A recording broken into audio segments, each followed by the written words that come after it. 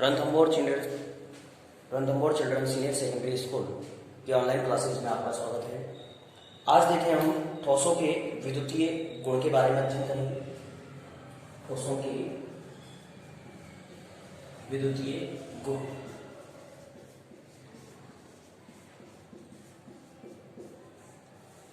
ठोसों के विद्युतीय गुण। अब देखें ठोसों के विद्युतीय गुण की बात की जाए तो जो ठोस होते हैं उनकी चालकता, उनका एक विशेष गुण होता है। प्रत्येक ठोस का जो गुण होता है वो चालकता, उसकी एक विशेष गुण होता है और यह गुण ठोस की आंतरिक संरचना और अवयवी कणों में बंधुता पर निर्भर करता है। यानी किस किस पर निर्भर करता है? ठोस की आंतरिक संरचना पर और उसमें उपस्थित कणों के मध्य आकर्षण बलों पर निर्भर करता है। विद्युत चालकता के आधार पर जो ठोस होते हैं उनको तीन भागों में विभाजित किया जाता है। एक को बोलते हैं हम चालक, दूसरे को बोलते हैं हम कुचालक और तीसरे को बोलते हैं हम अर्धचालक। इस तरह से ये तीन प्रकार के पदार्थ होते हैं, चालक, कुचालक और अर्धचालक। चालक जो होते हैं आप सब जानते हैं, नाम से मतलब है जो विद्युत धारा का चालन करेंगे। जो भी पदार्थ विद्युत धारा का चालन करेंगे वो पदार्थ क्या कहलाएंगे? हमारे चालक की कैटेगरी में आएंगे, चालक पदार्थ कहलाएंगे। चालक पदार्थों की जो परास होती है वो होती है 10⁴ से 10⁷ ओम इनवर्स मीटर इनवर्स के मध्य है। इनकी जो चालकता होती है वो 10⁴ से 10⁷ ओम इनवर्स मीटर इनवर्स होती है। इनकी जो चालकता होती है उस चालकता का जो रेंज है, जो परास है वो कितनी होती है? 10⁴ से 10⁷ ओम इनवर्स मीटर इनवर्स के मध्य होती है। और जो चालक होते हैं वो चालक जो होते हैं वो दो प्रकार के होते हैं। चालक भी कितने प्रकार के होते हैं? दो प्रकार के होते हैं चालक भी। कौन कौन से होते हैं? एक को बोलते हैं हम धात्विक चालक और दूसरे को बोलते हैं विद्युत अपघटनी चालक। एक को बोलते हैं हम धात्विक चालक और एक को बोलते हैं हम विद्युत अपघटनी चालक।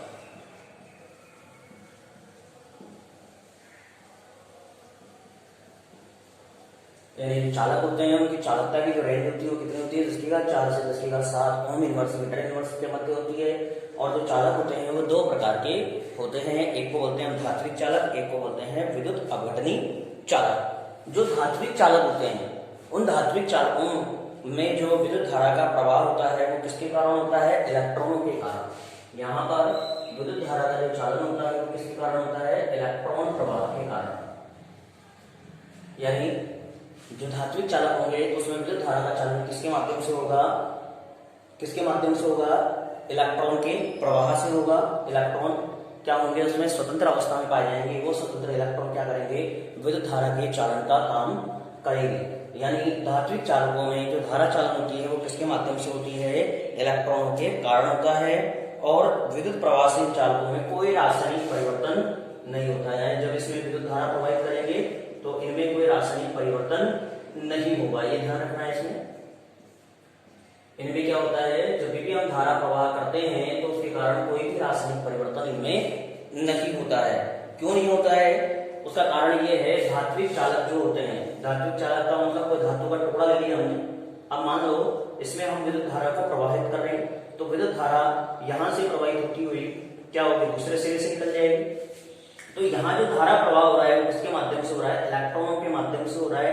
यानी केवल इलेक्ट्रॉन ही क्या कर रहे हैं? गति कर रहे हैं। इलेक्ट्रॉनों की गति के कारण ही क्या हो रहा है कि इलेक्ट्रॉन जो है वो एक सिरे से दूसरे सिरे की ओर प्रवाहित हो रहे हैं, लेकिन उसके कारण संगठन में यानी आयनों में कोई परिवर्तन नहीं हो रहा है। इसलिए हम बोल सकते हैं कि यहाँ पर रासायनिक परिवर्तन इनके अंतर्गत नहीं होता है।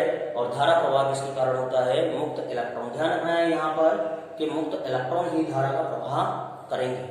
इलेक्ट्रॉन सभी पदार्थों में प्रेजेंट होते हैं, लेकिन स्पेशली जो रोल होता है उसका होता है मुक्त अवस्था का। यानी मुक्त अवस्था में अगर इलेक्ट्रॉन है तो ही वो धारा चालन कर पाएंगे। तो धात्विक चालकों में क्या होते हैं? स्वतंत्र इलेक्ट्रॉन होते हैं। मैंने जब इसके टाइप्स बताए थे आपको, ठोस के टाइप्स, तो वहां पर धात्विक ठोस बताया था हमने। धात्विक ठोस में बताया था कि जो धातु धनायन होता है वो इलेक्ट्रॉन के समुद्र में पड़ा रहता है और वो इलेक्ट्रॉन समुद्र यानी जो इलेक्ट्रॉन होते हैं वो स्वतंत्र अवस्था में रहते हैं और स्वतंत्र अवस्था के कारण वो ऊष्मापी विद्युत के चालक होते हैं। तो वही पदार्थ हैं हमारे ये धात्विक चालक। अब बात करें विद्युत अपघटनीय चालकों की, तो विद्युत अपघटनीय जो चालक होते हैं, विद्युत अपघटनीय चालकों में जो धारा चालन होगा वो किसके माध्यम से होगा? आयनों के माध्यम से, आयनों के कारण। और आयन कौन से होने चाहिए? स्वतंत्र, स्वतंत्र आयन होने चाहिए। बिना स्वतंत्र आयनों के धारा चालन नहीं होगा। विद्युत अपघटनीय चालक क्या करेंगे? स्वतंत्र अवस्था में जब आयन उपस्थित होंगे तो ही विद्युत धारा का चालन करेंगे। इसलिए जो विद्युत अपघटनीय चालक होते हैं वो ठोस अवस्था में कुचालक होते हैं। ठोस अवस्था में तो कैसे रहेंगे? कुचालक। ठोस अवस्था में तो कैसे रहेंगे? कुचालक रहेंगे। लेकिन गलित अवस्था में या विलयन अवस्था में, विलयन से मतलब जलीय विलयन हो सकता है, विलयन अवस्था में क्या होता है? वो विद्युत के सुचालक होते हैं, विद्युत धारा का अच्छा चालन करने लगते हैं। ये विद्युत अपघटनीय चालक एक तरह से हमारे, जब मैंने ठोस के टाइप्स बताए थे, उन ठोस के टाइपों में ये एक तरह से आयनिक ठोस है। आयनिक ठोस है क्योंकि आयनिक ठोसों की विशेषता क्या होती है?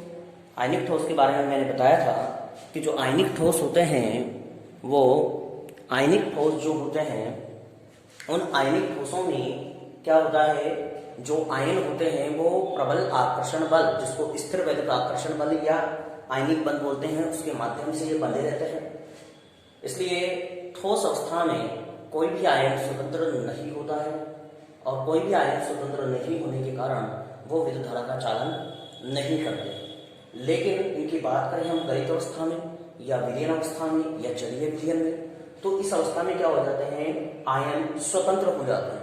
और जब आयन स्वतंत्र हो जाएंगे तो विद्युत धारा का अच्छे तरीके से चालन कर पाएंगे। इसलिए विद्युत अपघटनीय चालकों में जो धारा चालन होता है वो किसके माध्यम से होता है? स्वतंत्र आयनों के कारण होता है। और विद्युत अपघटनीय चालक केवल गलित अवस्था में या विलयन अवस्था में या जलीय विलयन में ही विद्युत धारा का चालन करते हैं। ये ठोस अवस्था में विद्युत धारा का चालन नहीं कर पाते हैं।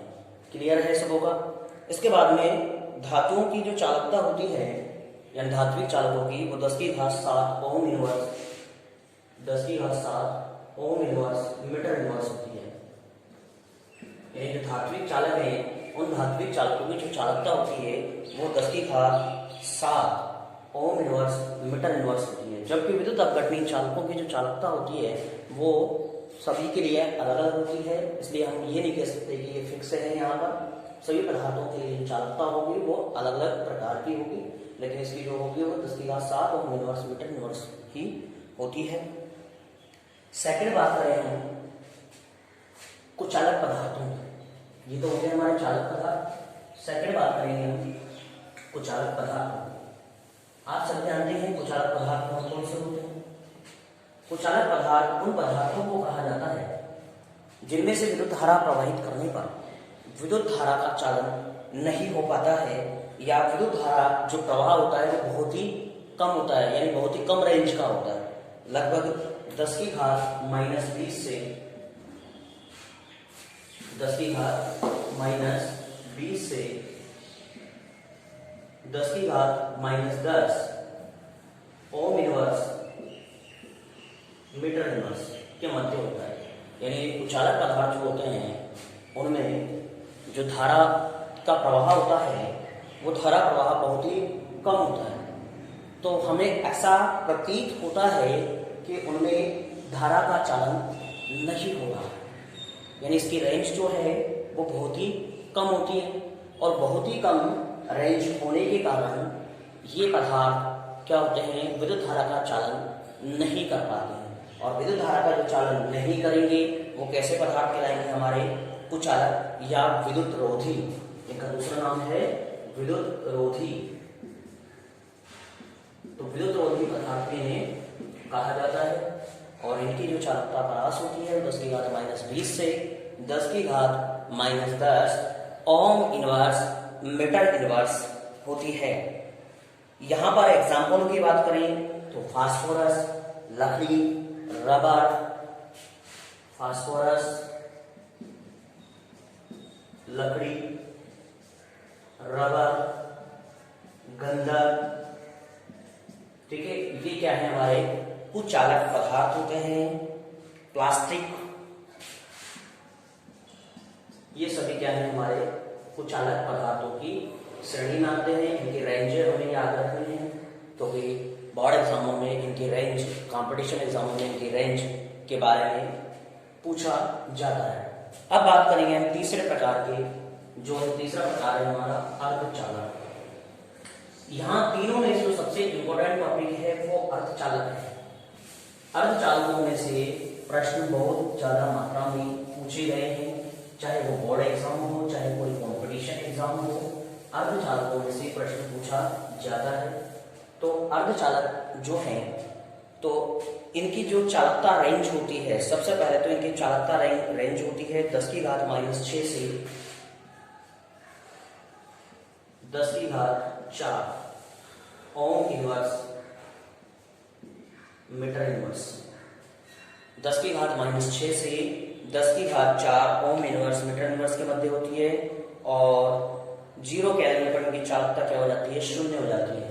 0 केल्विन पर ताप पर जो चालकता है वो इनकी चालकता क्या हो जाती है, चालकता भी 0 हो जाती है। ध्यान रखना है 0 केल्विन ताप पर जो अर्धचालक होते हैं उनकी चालकता जो होती है वो कितनी होती है, शून्य होती है। तो हमने ये बताया कि जो अर्धचालक होते हैं, अब इन अर्धचालकों की बात की जाए तो अर्धचालकों में जो धारा की रेंज है, यानी धारा चालन की, यानी विद्युत धारा की जो परास है वो 10⁻⁶ से 10⁴ है। यानी ये कुचालक और सुचालक दोनों के बीच की रेंज है। अब दोनों के बीच की रेंज होने के कारण क्या होगा, सामान्य तापमान पर तो ये विद्युत धारा का लगभग चालन नहीं करेंगे, यानी ये विद्युत धारा का चालन बहुत ही कम करेंगे। ऐसा बोल सकते हैं, या तो बहुत ही कम करेंगे या फिर ऐसा बोल सकते हैं कि लगभग नहीं के बराबर करेंगे। तो अब इसमें से प्रश्न क्या पूछा जाता है, इसमें प्रश्न ये पूछा जाता है कि अर्धचालकों की चालकता ताप बढ़ाने पर बढ़ती है क्यों।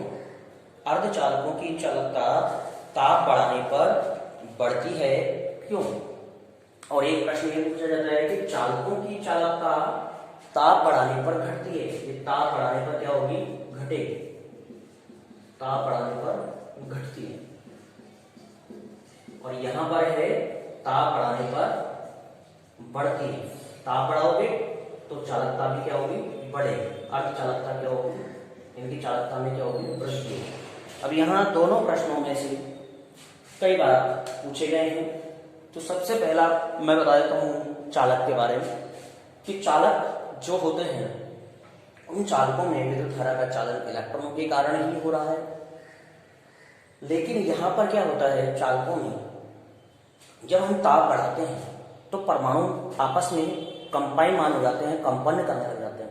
उस परमाणु कंपन के कारण क्या होता है, इलेक्ट्रॉन आपस में टकराना प्रारंभ हो जाते हैं और जिसके कारण उनका मार्ग अवरुद्ध हो जाता है, जिससे चालकता में क्या आ जाती है, कमी आ जाती है। यानी यहाँ पर कारण क्या है, ताप बढ़ाने के कारण, परमाणुीय कंपनों के कारण, यानी ताप बढ़ाते हैं हम तो ताप बढ़ाने के कारण क्या होता है, परमाणुीय कंपन होने लग जाते हैं और उन परमाणुीय कंपनों के कारण क्या हो जाती है, चालकता में कमी आ जाती है। किसकी चालकता में, चालकों की चालकता में। ध्यान रखना है, चालकों की चालकता में कमी आने का कारण क्या है, परमाणुीय कंपनों का होना। यानी इनमें क्या होगा, परमाणु आपस में कंपायमान हो जाएंगे और कंपायमान होने के कारण जो विद्युत धारा की दिशा है उसमें क्या हो जाएगा, परिवर्तन हो जाएगा और चालकता में भी कमी आ जाएगी। अर्धचालकों में क्या होता है, सामान्य टेम्परेचर पर जो इलेक्ट्रॉन एक कोश से संयोजी कोश यानी जो चालकता बैंड है उसमें नहीं जा पाते हैं। देखें यहाँ पर अर्धचालकों की चालकता को समझने के लिए हमें एक सिद्धांत को समझना होगा, उसका नाम है बैंड सिद्धांत। बैंड सिद्धांत, यह बैंड सिद्धांत हमें क्या बताएगा कि चालकों की चालकता, अर्धचालकों की चालकता और कुचालकों की, पदार्थों की चालकता किस प्रकार की होती है। तो देखें, इसको समझने से लिए हम बैंड सिद्धांत को समझते हैं। बैंड सिद्धांत है क्या चीज, वो देखें। कोई भी जो तत्व होता है उस तत्व में इलेक्ट्रॉन होते हैं, और उन इलेक्ट्रॉन की अगर बात की जाए, कोई भी जो तत्व होता है उस तत्व में क्या होते हैं, इलेक्ट्रॉन होते हैं, और इलेक्ट्रॉन कहाँ भरे जाते हैं, कक्षकों में प्रवेश करते हैं, पहले कोश, फिर उपकोश और फिर कक्षक। तो जो कोश और कक्षक हैं उनमें उनको हमने यहाँ पर जब भी हम किसी परमाणु की या तत्व की बात करते हैं तो उसके लिए बोलते हैं हम बाह्यतम इलेक्ट्रॉन जिस कोश में होते हैं उसे हम संयोजी कोश बोल देते हैं, संयोजी कोश बोल देते हैं। और उसके बाहर के रिक्त कक्षकों को यहाँ पर हम क्या बोलेंगे, जो अधूरा कोश है उसे तो हम बोलेंगे संयोजी कोश, और उसके बाहर की कौन से पड़े हुए रिक्त कक्षक। तो बैंड सिद्धांत में उन्हीं कक्षकों को मिलाकर क्या नाम दिया गया है, जो संयोजी कोश है उसे तो हम बोलते हैं संयोजकता बैंड, और जो रिक्त पड़े हुए बैंड है यानी रिक्त पड़े हुए जो कक्षक हैं उन्हें इन्होंने क्या बोला है, चालकता बैंड नाम दिया है। तो जो संयोजी कोश है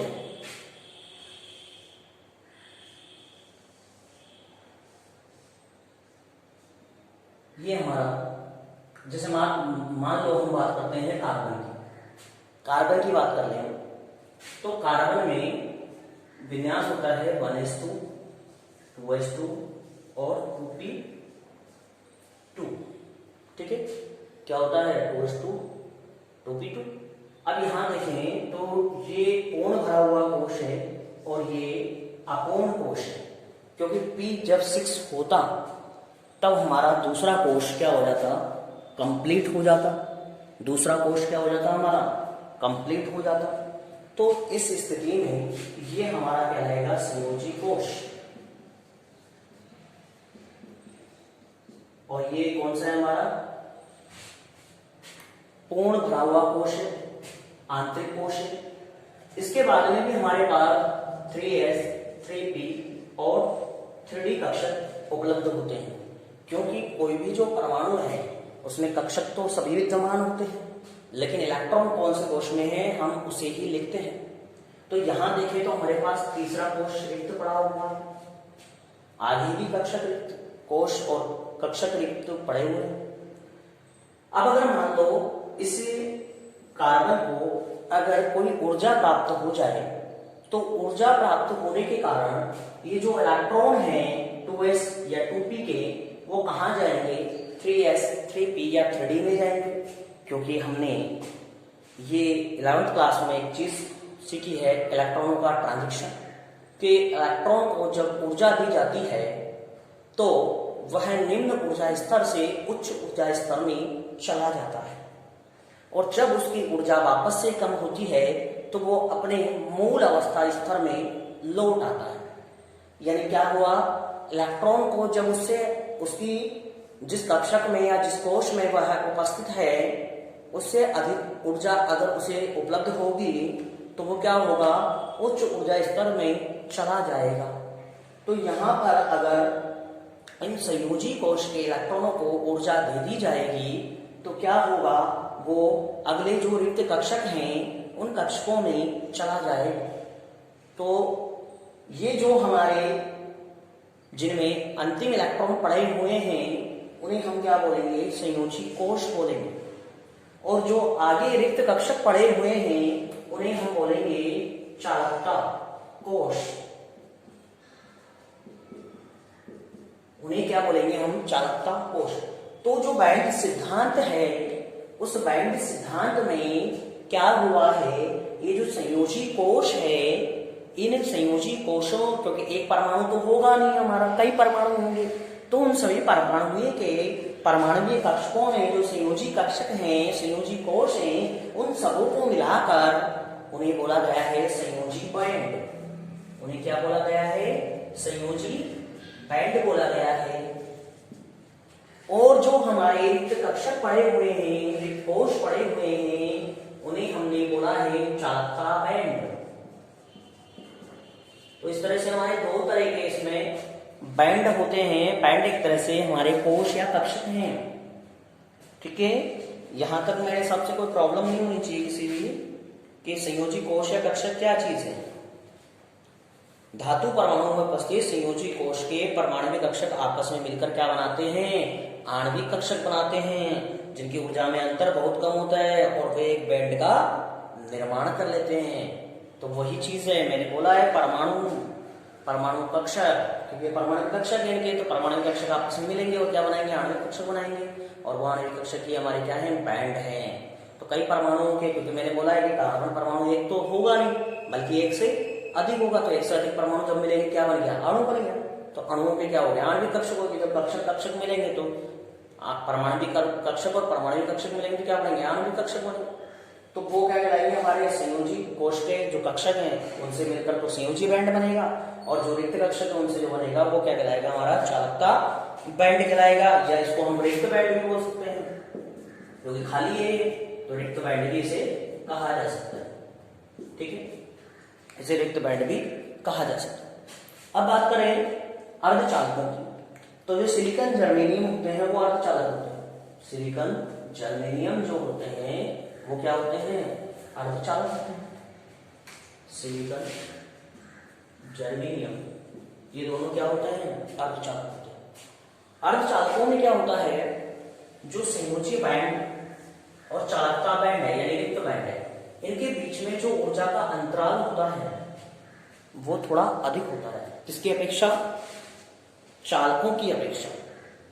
चालकों में क्या होता है, चालकों में संयोजी बैंड और चालकता बैंड के बीच में ये जो अंतराल होता है ये या तो बहुत ही कम होता है या एक दूसरे को ओवरलैप किए हुए रहते हैं, यानी कई बार अध्यारोपित भी किए हुए रहते हैं। तो इन दोनों के बीच में क्या होता है, ऊर्जा अंतराल बहुत ही कम, लगभग नगण्य के बराबर, बहुत कम। ये कौन सा है हमारा, चालकता बैंड, और ये कौन सा है हमारा, संयोजी बैंड।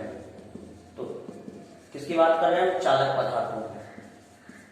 तो चालक पदार्थों में संयोजी बैंड और चालकता बैंड या रिक्त बैंड के मध्य ऊर्जा अंतराल या तो बहुत ही कम होता है और या फिर एक दूसरे को क्या करते हैं, या अध्यारोपित किए हुए रहते हैं, जिसके कारण संयोजी कोश के इलेक्ट्रॉन आसानी से किसमें चले जाते हैं, संयोजी कोश के इलेक्ट्रॉन आसानी से किसमें चले जाएंगे, चालकता बैंड में चले जाएंगे, और चालकता बैंड में जाने के कारण विद्युत धारा का संचालन करने लग जाएंगे। लेकिन जो अर्धचालक होते हैं उन अर्धचालकों में ऊर्जा अंतराल इन चालकों की अपेक्षा थोड़ा अधिक होता है, जिसके कारण क्या होता है, सामान्य तापमान पर जो संयोजी कोश के इलेक्ट्रॉन हैं वो चालकता बैंड में नहीं जा पाते। समझ रहे हैं बात को, अर्धचालकों में, ये किसकी बात कर रहे हैं हम, अर्धचालकों की। अर्धचालकों में जो सामान्य तापमान है उस सामान्य तापमान पर संयोजी कोश के संयोजी बैंड के इलेक्ट्रॉन चालकता बैंड में आसानी से नहीं जा पाते हैं, और इस स्थिति में ये विद्युत धारा का लगभग चालन नहीं करते हैं। लेकिन जब हम ताप को बढ़ाते हैं तो ताप बढ़ाने के कारण इलेक्ट्रॉनों को इतनी ऊर्जा मिल जाती है कि वो आसानी से इस चालकता बैंड में जाने लगते हैं। यानी जो ऊर्जा अंतराल है उस ऊर्जा अंतराल को पार करने के लिए जो एनर्जी चाहिए इलेक्ट्रॉनों को वो सामान्य टेम्परेचर पर नहीं मिल पाती है। लेकिन जैसे ही हम ताप बढ़ाते हैं तो ताप बढ़ाने के कारण इस ऊर्जा अंतराल से अधिक ऊर्जा इन इलेक्ट्रॉनों को प्राप्त हो जाती है और आसानी से ये इलेक्ट्रॉन चालकता बैंड में जाने लगते हैं। इस तरह से अर्धचालकों की जो चालकता होती है वो ताप बढ़ाने पर क्या होती है, बढ़ने लगती है। बात करें कुचालकों की, तो कुचालकों में जो चालकता बैंड है और रिक्त बैंड है उसके बीच में ऊर्जा अंतराल बहुत अधिक होता है, बहुत अधिक ऊर्जा अंतराल होता है, और बहुत अधिक ऊर्जा अंतराल होने के कारण ये क्या नहीं कर पाते हैं, इसके इलेक्ट्रॉन जो होते हैं वो किसी भी कंडीशन में यहाँ यानी रिक्त बैंड में नहीं जा पाते हैं, चाहे उसे कितना ही टेम्परेचर दिया जाए। यानी टेम्परेचर देने पर भी उनको इतनी ऊर्जा नहीं मिल पाती है कि वो संयोजी बैंड से रिक्त बैंड में जा सके। इसलिए चालक पदार्थ में क्या होगा, संयोजी बैंड और चालकता बैंड के मध्य ऊर्जा अंतराल बहुत ही कम होता है या लगभग नहीं के बराबर होता है, जिससे संयोजी इलेक्ट्रॉन आसानी से चालकता बैंड में जाने लग जाते हैं। कुचालकों में जो संयोजी बैंड है और रिक्त बैंड है उसके मध्य ऊर्जा अंतराल बहुत ही ज्यादा होता है, इसलिए किसी भी ताप पर इलेक्ट्रॉन संयोजी बैंड से चालकता बैंड में नहीं जा पाते हैं। और अर्धचालकों में सामान्य तापमान पर जो ऊर्जा अंतराल होता है उसके कारण इलेक्ट्रॉन रिक्त बैंड में नहीं जा पाते हैं, लेकिन जैसे ही ताप बढ़ाया जाता है तो इस ऊर्जा अंतराल से अधिक ऊर्जा इनके पास उपलब्ध हो जाती है और आसानी से इलेक्ट्रॉन संयोजी बैंड से रिक्त बैंड में जाने लग जाते हैं। इस तरह से अर्धचालक ताप बढ़ाने पर अपनी चालकता में वृद्धि कर लेते हैं। Thank you.